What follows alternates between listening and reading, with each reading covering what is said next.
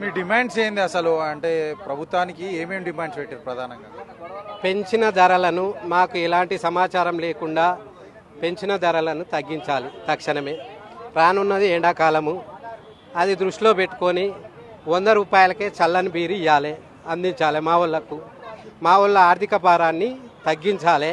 ఇది 2 ప్రధానమైన డిమాండ్లు. రానున్నాయి ఎన్నికలు ఉన్నాయి, స్థానిక సంస్థ ఎన్నికలు ఉన్నాయి, సర్పంచ్ ఎన్నికలు కానీ, ఎంపీటీసీ కానీ, జెడ్పీటీసీ ఉన్నాయి, ప్రజెంట్ ఎమ్మెల్సీ కూడా నడుస్తున్నాయి.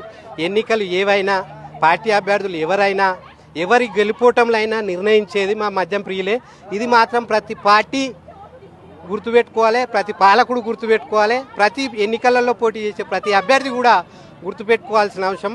మా వాళ్ళు నిర్ణాయక శక్తి మా వాళ్ళదే కనుక దాన్ని దృష్టిలో పెట్టుకొని తక్షణమే మీ పెంచిన ధరలను తగ్గించాలి, 100 రూపాయలకే చల్లని బీరు అందేటట్టుగా చూడాలని చెప్పేసి మా మద్యం ప్రియులు వేడుకుంటున్నారు, విజ్ఞప్తి చేస్తున్నారు. మనోవేదనతోని మీకు వినతి పత్రం రూపంలో నా ద్వారా నన్ను ఒక వారధిగా మీ దగ్గరికి పంపించారు. ఆ వారధిగా నేను వచ్చి నా వంతు బాధ్యతగా ప్రజావాణిలో మా వాళ్ళ మనోభావాలు కాయద